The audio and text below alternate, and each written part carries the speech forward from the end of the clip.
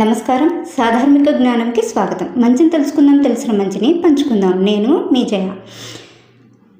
ధనుర్మాసం. ఈ ధనుర్మాసంలో ఆచరించే విష్ణు పూజలు ఎంతో పుణ్యప్రదమైనది.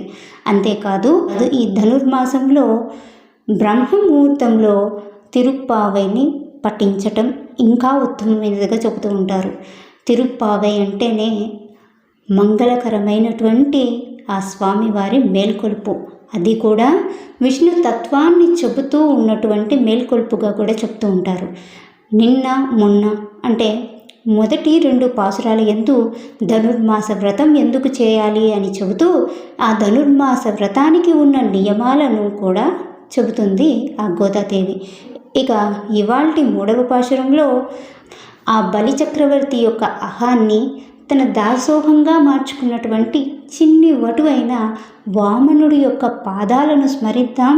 ఈ విషయంతటిని కూడా పాడి పంటలతోటి ఐశ్వర్యవంతంగా చేసుకుందాం అంటూ ఈ విధంగా చెబుతుంది. 3వ పాసురాన్ని ఇప్పుడు విందాం. జై శ్రీకృష్ణ. ஓங்கியுகளந்த உத்தமன் பேர் பாடி நாங்கள் நம் பாவைக்கு சாற்றி நீராடினால் தீங்கின்றி நாடெல்லாம் திங்கள் மும்மாரி பையது ஓங்கு பெரும் சென்னலோடு கயலுகளா பூங்குவளை போதில் போன்றிவண்ணு கண்படுப்பா தேங்காதே புக்கிருண்டு சீர்த்த முளை பற்றி வாங்க குடம் நிறைக்கும் வள்ளல் பெரும் பசுக்கள் நீங்காத செல்వం நிறைந்து ఏలోరెంబావాయ్. ఇక్కడ ఓంగి ఉలగంద ఉత్తమన్ పేర్పాడి అంటే ఈ 3 లోకాలను కొలిచినటువంటి ఆ వామనుణ్ణి గుర్తు చేస్తుంది ఆ గోదా తల్లి. ఏ విధంగా అంటే ఇంతకు ఇంతై పెరిగి పెరిగి 3 లోకాలను తన చిన్ని పాదములతో కొలిచినటువంటి ఆ వామనుడి మృదువైన పాదాలను కొలుద్దాం రండి అంటూ పిలుస్తుంది ఆ గోదాదేవి. ఇంకా ఏమంటుందంటే నాంగం నం పావైకు చాతి నీరాడినాల్ అంటే ఈ విధంగా మనము నియమాలతో ఆ విష్ణుమూర్తిని పూజించటం వల్ల అంటే ఈ వ్రతాన్ని ఆరాధించటం వల్ల ఏం కోరుకోవాలో అంటే తన సంకల్పం ఏమిటో ఈ విధంగా చెబుతుంది. తీంగిన్రి నాండెల్లాం తింగళ్ ముమ్మరి పయ్యదు అంటే ఈ లోకంలో ఉన్నవారి అందరి ఈతి బాధలు తీరుతూ సకాలంలో వర్షాలు కురవాలి అంటే 3 కాలాల యందు ముమ్మారు 3 సార్లు వర్షాలు కురిసి దేశమంతా కూడా సస్యశ్యామలంగా పాడి పంటలతో తులుతూగాలి అన్నట్టుగా చెబుతుంది. కేవలం తన 3 అడుగులతో విశ్వాన్నంతటినీ కొలిచిన ఆ వామనుడి పాదాలను స్మరించటం వల్ల సకాలంలో అంటే 3 కాలాలలో 3 వర్షాలు కురిసి దేశం సస్యశ్యామలమవుతుంది అని చెప్పడము.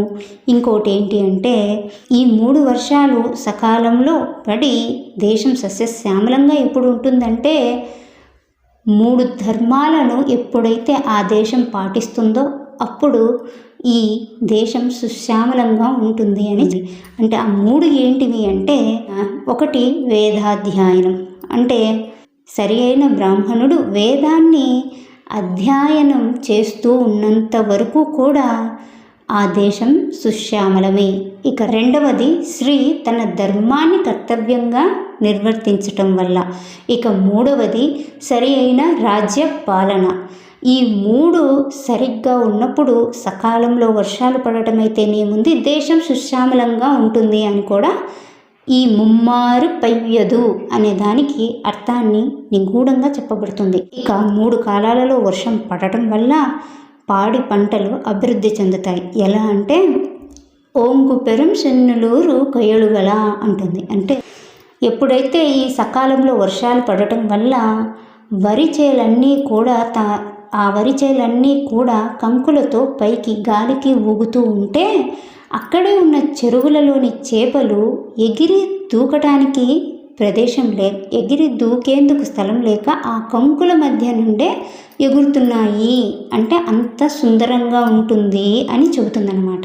ఇంకా పూంగివళై పోదు పొరివన్న కన్పడిప్ప అంటే ఆ వరి చేలల్లో ఉన్న చిన్నపాటి చెరువులలో కలువలు వికసించగా ఆ కలువల పైన తుమ్మెదలు ఆ మకరందాన్ని గ్రహించి మత్తుగా నిద్రిస్తున్న వేళల్లో అంటూ వివరిస్తుంది. ఎంత మధురంగా ఉంది కదా ఇది. ఎంతో అందంగా వర్ణిస్తుంది ఈ పాసురంలో ఆ గోదా తల్లి. చివరిగా తేంగాదే పుక్కిరుందు శ్రీర్తములై పట్రివాంగ కుడం నిరెక్కుం వళ్ళల్ పెరుం పశుక్కల్ నీంగాద శెల్వం నిరైందు ఏలోరెంబావాయ్ అని ముగుస్తుంది. అంటే 3 కాలాల పాటు వర్షాలు పడటం వల్ల పంట పైరు శ్యామలంగా ఉండటమే కాక పశువులు కూడా అంటే గోసంపద కూడా పశు సంపద ఎలా ఉందంటే వాటి దగ్గరికి వెళ్ళి ఆ పొదుగును పట్టుకోగానే కుండలు కుండలుగా పాలను ఇచ్చేస్తూ ఉన్నాయంట. అంతటి సంపద ఉంది, అంతటి ఐశ్వర్యం కలిగిన గోపికల్లారా మీరు అంటూ గోదాదేవి ఎంతో అద్భుతంగా చెబుతుంది. ఇక్కడ నిగూఢమైన అర్థం ఏంటంటే ఆ గోవులు ఆచార్యులుగా చెబుతూ ఉంటారు. ఆ ఆచార్యుల చెంతకు వెళ్ళి మనము పాలు అనే జ్ఞానాన్ని ఎంత తీసుకుంటే ఆ కుండల్లో మనము పాలను తీసుకున్నట్లుగా మనము వారి దగ్గర ఎంత జ్ఞానాన్ని గ్రహించుకోగలిగితే మోక్షాన్ని పొందగలము అని కూడా చెబుతూ ఉంటారు. అంటే గోవులు ఆచార్యులు, ఆ ఆచార్యులు శిష్యులకు జ్ఞానబోధ చేస్తూనే ఉంటారు. ఆ జ్ఞానాన్ని మనము గ్రహించాలి. ఆ గ్రహించిన జ్ఞానాన్ని ఆచరించాలి. ఆచరించిన దాన్ని 10 మందికి ప్రచారం చెయ్యాలి అనే ధర్మ సూక్తాలు 4 ఉంటాయి. అంటే ఏంటి అంటే 1 అభ్యాసం చెయ్యటం, 2 బోధించటం, 3 ఆచరించటం, 4 ప్రచారం చేయటం.